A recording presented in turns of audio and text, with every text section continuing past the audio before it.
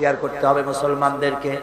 জান্নাতের ভিতরেও আল্লাহ পাক যারা সবর করবে তাদের জন্য বিরাট নিয়ামত আল্লাহ পাক জান্নাতে দান করবেন। জান্নাতে যাওয়ার জন্য সবর একটা মহাগুণ, এই গুণ মুসলমানদের ভিতরে থাকতে হবে।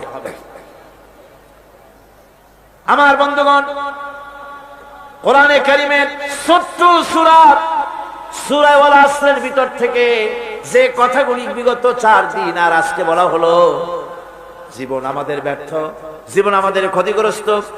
এই জীবন যদি আমরা সবল করতে চাই তাহলে 4টি আমল করা লাগবে, ঈমান আর আমলে সালেহ। আর আমাদের করা লাগবে আমলে সালেহের সাথে হকের দাওয়াত আর সবর ইখতিয়ার করতে হবে। এই সবর যদি করতে পারি, জিহাদের ময়দানে লোক যদি কম হয়, বেশি সংখ্যকের উপরে আল্লাহ পাক আমাদেরকে জয়ী করে দিবেন। ইয়াকুম মিনকুম 20 সাবিরুনা ইয়াগলিবু মিআতাইন। তোমাদের মধ্যে যদি 20 জন লোক যদি তোমাদের মধ্যে সাবির হয়, ধৈর্যশীল হয়, তাহলে 200 লোকের উপরে আমি আল্লাহ রাব্বুল আলামিন তোমাদেরকে জয়যুক্ত করে দেব। জোরে কোন সুবহানাল্লাহ। 20 জন যদি হয়, 200 উপরে আমি তোমাদেরকে জয়যুক্ত করে দেব। জিহাদের ময়দানে সবর ইখতিয়ারকারী লোকদেরকে আল্লাহ পাক জয়যুক্ত করবেন বলে ওয়াদা করেছেন। বিপদে ধৈর্যধারীর জন্য আল্লাহ পাকের পক্ষ থেকে সুসংবাদ রয়েছে, ওয়াবাশশিরিস সাবিরিনাল্লাযীনা ইযা আসাবাতহুম মুসিবা ক্বালু ইন্না লিল্লাহি ওয়া ইন্না ইলাইহি রাজিউন। সুসংবাদ হচ্ছে সেই সব ধৈর্যধারীদের জন্য, সবর ইখতিয়ারকারীদের জন্য যারা বিপদ আসলে বলে, কি বলে? পড়েন আমার সাথে, ইন্না লিল্লাহি ওয়া ইন্না ইলাইহি রাজিউন। এইটা আমরা পড়ি কখন কেউ মরে গেলে বলি, আর পড়ি সমস্ত বিপদ আসলেই ইন্না লিল্লাহি ওয়া ইন্না ইলাইহি রাজিউন। আমরা তো জানিও না, দোয়া সব মুখস্থ করে মানছে, অনেক মানুষ অনেক দোয়া মুখস্থ করছে, কিন্তু লাগাবে কোন জায়গায় তা জানে না। একজনে শুনছে তার শাশুড়ি মারা গেছে, কয় নাউজুবিল্লাহ। আবার আরেকজনে বলছে, শুনছো বলে কি? বলে তোমার ছেলে তো মেট্রিকে ফার্স্ট হয়েছে, কয় ইন্না লিল্লাহ। দোয়া মুখস্থ করছে, লাগাইবে কোথায় জানে। ইসলাম আমাদের সব শিখাইছে। আশ্চর্য হবেন, বলবেন মাশাআল্লাহ, সুবহানাল্লাহ। খোঁজ খবরই শুনবেন, আলহামদুলিল্লাহ। খাইতে মজা লাগতেছে, বলবেন আলহামদুলিল্লাহ, সুবহানাল্লাহ। এইসব তো কিছু বলে চলে না, বিসমিল্লাহ পড়ে আল্লাহর নাম নিতেই চায়। আল্লাহ পাকের যখন বিপদ আসে, মুসিবত আসে, রব্বুল আলামিন বলেন বিপদ যখন আসে, মুসিবত যখন আসবে, বান্দা যারা মুমিন তারা পড়ে ইন্না লিল্লাহি ওয়া ইন্না ইলাইহি রাজিউন। নিশ্চয়ই আমরা আল্লাহর জন্য এবং আমাদের সকলকেই আল্লাহর কাছে ফিরে যেতে হবে, এই কথাটা মুমিনদেরকে বলতে হবে। ঘুমের দোয়া আছে, রাসূলুল্লাহ ঘুমাবার সময় দোয়া পড়তেন, নামাজের পরে দোয়া পড়তেন। কত দোয়া যে হুজুর পড়েছেন। ইমাম নববীর একটা কিতাবই আছে, কিতাবুল আযকার, এত বড় কিতাব। সিহাসেত্তা থেকে সমস্ত দোয়াগুলি বেছে বেছে তিনি এই কিতাবের মধ্যে এনেছেন, কিতাবুল আযকার। এই কিতাবুল আযকারের ভিতরে দেখা যায় রাসূলুল্লাহ কত দোয়া করেছেন, সকালে, সন্ধ্যায়, রাতে, শুতে, উঠতে, বসতে, হাসিতে, খুশিতে, বিপদে, মুসিবতে, সব সময় দোয়া।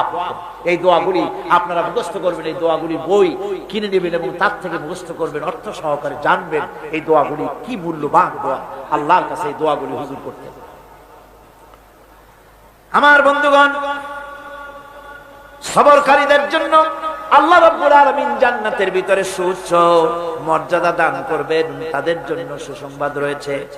উলাইকা ইউজজাউনাল গুরফাতা বিমা সাবারু ওয়া ইউলাক্কাউনা ফিহা তাহিয়াতাও ওয়া সালামা। আল্লাহ রাব্বুল আলামিন তিনি বলছেন, এরা হচ্ছে সেই সব লোক যারা নাকি সবর ইখতিয়ার করেছিল দুনিয়ার ময়দানে। তাদেরকে আল্লাহ পাক জান্নাতের ভিতরে সুন্দর সুন্দর জায়গা, সুউচ্চ জায়গা, প্রশংসিত জায়গা তাদেরকে দান করা হবে এবং তাদেরকে শুভ সম্বোধন করা হবে। সেখানে তারা চিরকাল প্রবেশ করে থাকবে। আল্লাহর দয়া তো দারুণ বান্দার উপরে। বান্দা যদি একটু আমল করে, ভালো পথে চলে, গতকাল বলেছি সওয়াব করবেন একটা, আল্লাহ নেকি দেবেন 10টা। নেকির কাজ করবেন, আল্লাহ দিবে কয়টা? 10টা। তিনি তো রহমান, তিনি রহিম। এত দয়া তার বান্দা যদি আল্লাহ রাব্বুল আলামিনের দিকে, কোন বান্দা যদি একদিকে এগোয়, আল্লাহ পাক তার দিকে হেঁটে আসেন। বান্দা যদি হেঁটে যায়, আল্লাহর রহমত বান্দার দিকে দৌড়াইয়া যায়। আল্লাহ পাক বলছেন, আমার গজবের চাইতে আমার রহমত বেশি। সুবহানাল্লাহ। আমার গজবের চাইতে আমার রহমত অনেক বেশি। খাজা বাবার দরবারে গিয়া, পীরের দরবারে গিয়ে, অর্থাৎ নাহক পীর, হকপন্থী পীর তো বাংলাদেশে বহুত আছে, দুনিয়ায় আছে। জোরে কোন আলহামদুলিল্লাহ। যারা দিনদার, ইমানদার, আলেমে দ্বীন, যারা মানুষকে নিয়ে ব্যবসা করে না, যারা মানুষকে বেদাতের দিকে চালায় না, শিরক এবং বেদাত মুক্ত করে তাওহীদের দিকে যারা চালায়, এরাই হলো হকপন্থী পীর। আর তাদের কারণে ইসলাম আজও টিকে আছে। বলেন আলহামদুলিল্লাহ। জোরে বলেন আলহামদুলিল্লাহ। সেই জন্য আকীদাকে শুদ্ধ করে নিতে হবে। কেউ কিছুই দিতে পারবে না, দেওয়ার মালিক হলো আল্লাহ রাব্বুল আলামিন। মালিক কে? এমন দেওয়া দিবেন, পড় গিয়া জিস পর নজর बंदा को मौला कर दिया, पड़ गया जिस पर नजर बंदा को मौला कर दिया, आ गया जिस दाम में जोश कतरा को दरिया कर दिया।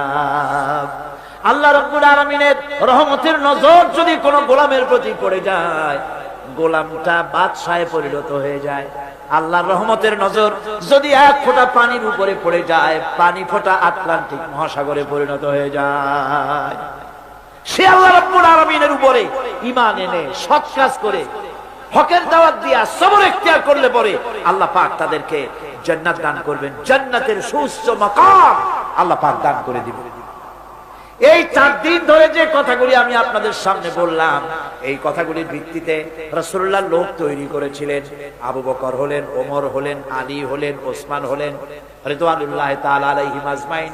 এই সব সাহাবায়ে কেরাম ঈমানের উপরে, ধৈর্যের উপরে, সবরের উপরে, আমলে সালির উপরে তৈরি হয়ে গেলেন। আর এই লোকগুলো নিয়ে রাসূলুল্লাহ ইসলাম প্রতিষ্ঠা করলেন। মদিনায় আজ আল্লাহর নবী প্রেসিডেন্ট হয়ে গেলেন। সুবহানাল্লাহ। রাসূলুল্লাহ আজকে প্রেসিডেন্ট।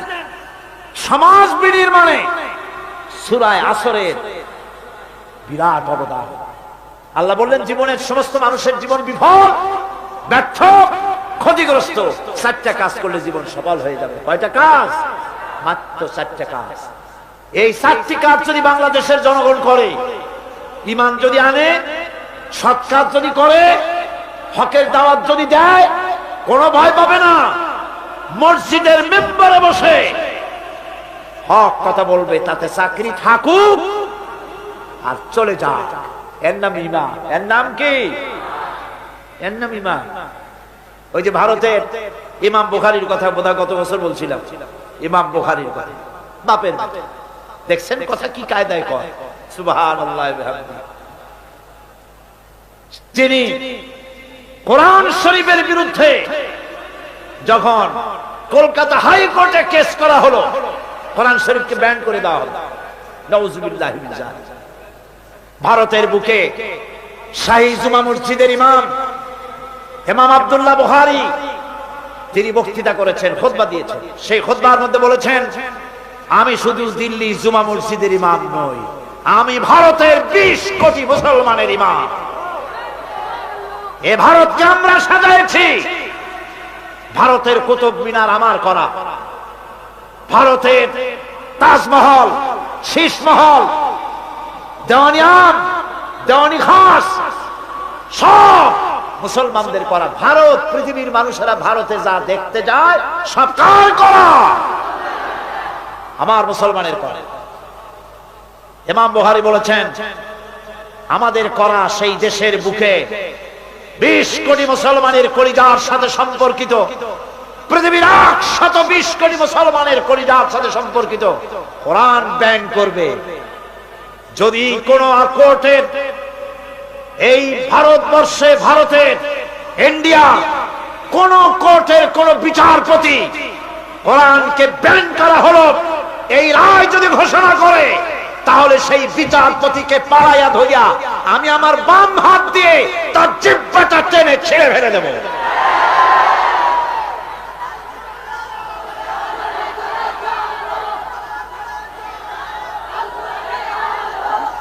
সুতরাং আজ ওলামাদের সবচাইতে বড় দায়িত্ব, সবচাইতে বড় দায়িত্ব কার? ওলামা, খুতাবা, তারা হচ্ছেন ওমানাউদ্দিন, দ্বীনের আমানত আলেমদের কাছে। কার কাছে? ওলামাদের কাছে দ্বীনের দায়িত্ব। মাহফিলের ভেতরে, মসজিদের মেম্বরে দাঁড়িয়ে হক কথা বলতে হবে, নাহকের বিরুদ্ধে কথা বলতে হবে। চাকরি থাক আর চাক, কোনো পরোয়া করি না। রুজির মালিক আল্লাহ। রুজির মালিক কে? জোরে চিল্লা এখন কে? আল্লাহ রাব্বুল আলামিন বলেছেন, ওয়া মা মিন দাব্বাতিন ফিল আরদি ইল্লা আলাল্লাহি রিজকুহা। এই পৃথিবীর বুকে এমন কোন বিচরণশীল জীব নাই যে জীবের রিজকের দায়িত্ব আমি আল্লাহ আমার নিজ হাতে গ্রহণ করি নাই। বেটা রিজিকের মালিক আমি, তুমি সুসু করো কেন? তোমারও তো ভয় কেন? হক কথা বলতে হবে। হক কথা যদি সাহাবায়ে কিরাম না বলতেন, তাহলে মক্কা ইসলাম শেষ হয়ে যেত, মদিনা পর্যন্ত আসতে পারতো না। ঠিক কি রকম? আমাদের শানদার মাঝি ওলামায়ে কিরামদের রয়েছে শানদার মাঝি, অর্থাৎ উজ্জ্বল অতীত। উজ্জ্বল অতীত। স্বাধীনতা সংগ্রামে ওলামাদের অবদান অস্বীকার্য। মাওলানা মুহাম্মদ আলী, মাওলানা শওকত আলী, মাওলানা জাফর থানেশ্বরী, মাওলানা শিববির আহমদ ওসমানী, মাওলানা সৈয়দ আবুল আলা মওদুদি, আল্লাহর যথেষ্ট বড় বড় আলেম ব্রিটিশের গোলামি থেকে দেশকে মুক্ত করার সংগ্রামে অবতীর্ণ হয়েছিলেন। মাওলানা জাফর থানেশ্বরীকে ব্রিটিশ গভর্নমেন্ট গ্রেফতার করেছে, তাকে জেলে রেখেছে। বিচার হলো, বিচারে তাকে আন্দামান দ্বীপে দ্বীপান্তরিত করা হবে। তাকে লোহার জিনজির পরানো হয়েছে। উপমহাদেশের ওলামাদের মধ্যে শীর্ষস্থানীয় আলেম মাওলানা জাফর থানেশ্বরী, গলায় শিকল পরানো, কোমরে শিকল পরানো, পায়ে শিকল পরানো, হাতে শিকল পরানো। এই অবস্থায় ব্রিটিশ পুলিশেরা তাকে টানতে টানতে নিয়ে যাচ্ছে জাহাজের দিকে আন্দামান। হাজার হাজার মানুষ বোবার মতো তাকায় আছে। অস্ত্রের সামনে কথা বলার সাহস কারো নাই। সকলের চোখ থেকে পানি ঝরছে। যাকে এত শ্রদ্ধা করতাম, যার বক্তৃতা শুনতে হাজার হাজার মানুষের ঢল নামতো, তারা আজকে বান্ধে নিয়ে যাচ্ছে। তিনি এদিক ওদিক তাকাচ্ছেন আর হাসি মুখে এগিয়ে যাচ্ছেন। হঠাৎ করে নজর পড়লো যারা দাঁড়িয়ে আছে তাদের মধ্যে দুই তিনটা ছোট্ট বাচ্চা নিয়ে বোরখা পরা একটা মেয়ে লোক দাঁড়ানো। তিনি বাচ্চাদেরকে দেখে বুঝতে পারলেন বোরখা পরা মেয়ে লোকটি তার স্ত্রী। পুলিশকে বললেন, আমাকে এখানে একটু দাঁড়াতে দাও। পুলিশ দাঁড়িয়ে গেল। স্ত্রী বললেন, প্রাণের স্বামী, তুমি আমাকে কি বলে যাচ্ছ? মাওলানা জাফর থানেশ্বরী বলছেন, প্রাণের স্ত্রী, তোমাকে নতুন কোন কথা আমি বলবো না, পুরান কথাটা স্মরণ করিয়ে দেই। হযরতে ইব্রাহিম আলাইহিস সালাম তার বিবি হাজেরা আর তার বাচ্চা ইসমাইলকে মরুভূমির ভিতরে, বাড়ি নাই, ঘর নাই, পানি নাই, খাবার নাই, ওই মরুভূমির ভিতরে যে আল্লাহর কাছে ছেড়ে গিয়েছিলেন, আমি তোমাকে আর বাচ্চাগুলিকে সেই আল্লাহর কাছে ছেড়ে গেলাম। ব্রিটিশ সরকারের পতন হলো, জিল্লাতির সাথে বিদায় হলো, ওলামাদের রক্তের উপরে স্বাধীনতা কায়েম হলো। আজ ইতিহাস থেকে আলেমদেরকে, বীরদেরকে মুছে ফেলার ষড়যন্ত্র চলছে।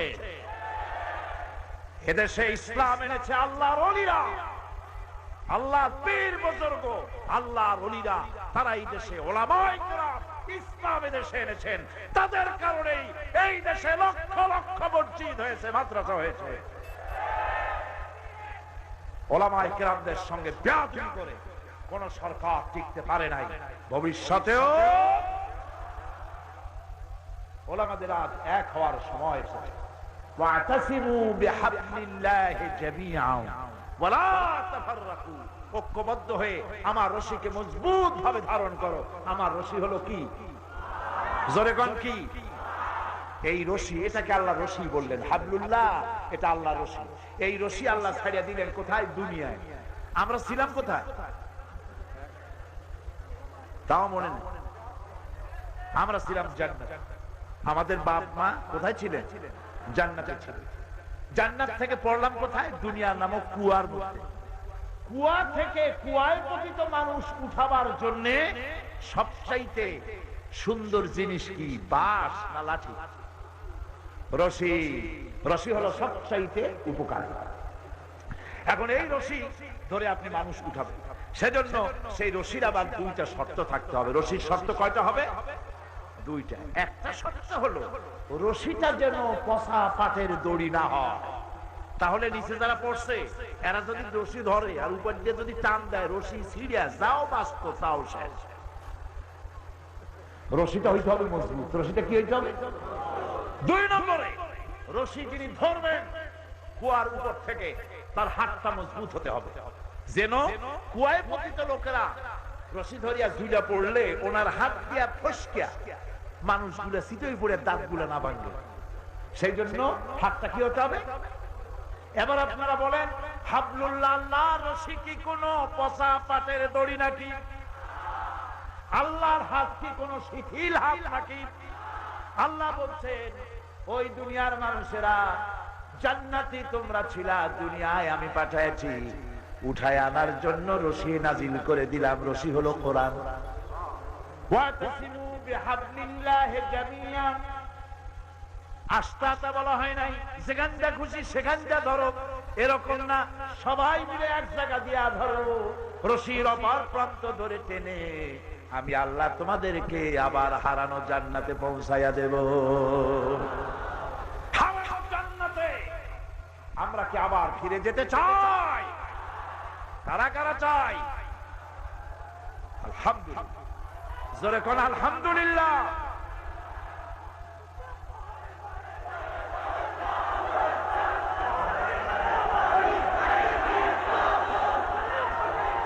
আচ্ছা শোনেন, দেখুন আমি বলছি হাত উঁচু করতে, আপনারা কল্লাটা ইনসা করে দিলেন। একটা কথা হইল,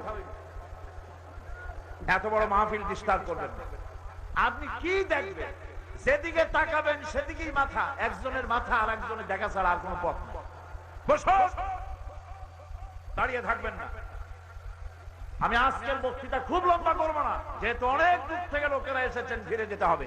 কয়েকটি জরুরি কথা বলে সবচাইতে আকর্ষণীয় দোয়া, আখিরি মুনাজাত, সেই মুনাজাতের দিকেই আমি এগোচ্ছি। আমি বাংলাদেশে বসে আপনার কাছে যিনি যেখানে দাঁড়িয়েছেন আপনারা তাকে বসিয়ে দিন। কাউকে দাঁড়াতে দিবেন না, কাউকে হাঁটতে দিবেন না। এত বড় মাহফিলের ভিতর দিয়ে হাঁটা বেয়াদবি, এই কথাটা মনে রাখবেন। হাজার হাজার মানুষকে পাড়াইয়া ঠেলিয়া হাঁটা চূড়ান্ত বেয়াদবি। বন্ধুগণ, আমি বাংলাদেশের সমস্ত ওলামায়ে কেরাম, মাশায়েখে এজাম সকলকে বিনীতভাবে অনুরোধ করি, ওলামা মাশায়েখ ইসলামী দলগুলি যদি এক হয়ে যায়, এই দেশে ইসলাম কায়েম করা কোনো কঠিন বিষয় নয়। আমার এই কথা কি ঠিক?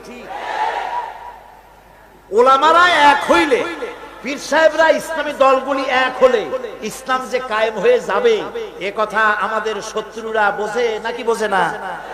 বোঝে কি না? বোঝে বলেই এক হতে দেয় না। আপনারা যেন অন্যদের শিকার হবেন না, ম্যাক্সিমাম স্যাক্রিফাইস করতে আমরা যেন পারি। সমস্ত টুপি আমরাই পাস করি, বানাইতে পারবো না, সম্ভব? সব টুপিগুলি গোল বানাইতে পারবো না, সব টুপিগুলি কিস্তি বানাতে পারবো না। জামায় টুপিতে বিভিন্ন ব্যাপারে কিছুটা ব্যতিক্রম তো থাকবেই, অতীতেও ছিল, এখনো আছে। সুতরাং এইগুলিকে আল ইত্তেহাদ মাল ইখতিলাফ, ছোটখাটো মতভেদ ভুলে গিয়ে ঐক্যের প্ল্যাটফর্মে আসতে পারলে এদেশে ইসলাম কায়েম হওয়ার সম্ভাবনা 100-তে 100 ভাগ। শুনলেন না বিদেশি বক্তারা কি বক্তৃতা করলেন? জীবনেও এত বড় কোরআনের মাহফিল চোখে দেখেন। সুবহানাল্লাহ, সুবহানাল্লাহ। সেই বাংলাদেশে যদি কোরআনের শাসন কায়েম না হয়, তাহলে আমি একটা মারাত্মক বড় কথা বলবো। এই দেশে যদি ইসলাম কায়েম না হয়, সাধারণ জনগণ দায়ী হবে না। কিয়ামতে আমি আশঙ্কা করি আলেম ওলামা, পীর বুজুর্গ, ইসলামী দলগুলি দায়ী হয়ে যাওয়ার সম্ভাবনা বেশি।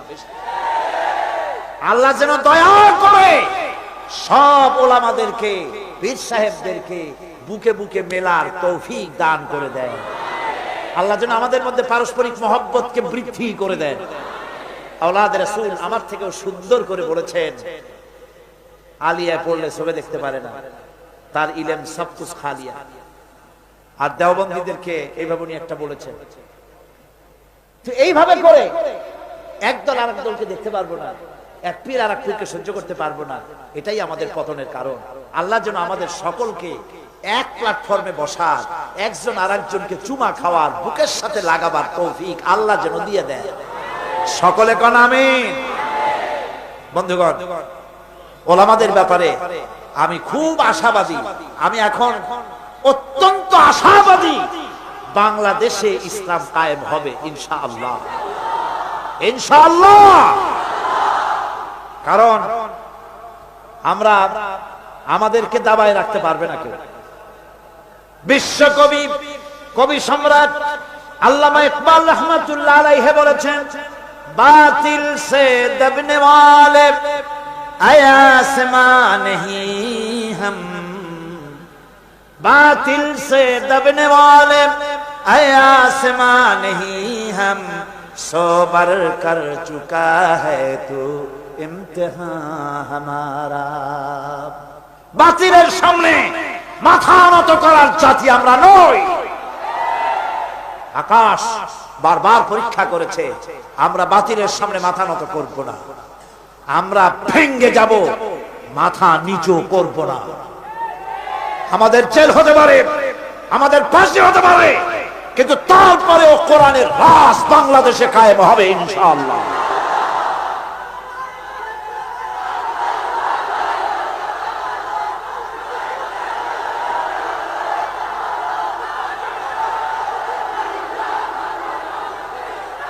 আজকে বাংলাদেশে সবচাইতে বেশি জরুরি ঐক্যের, সবচাইতে বেশি জরুরি কি? আমি আজ কোরআনের মাহফিল থেকে উদাত্ত আহ্বান জানাই,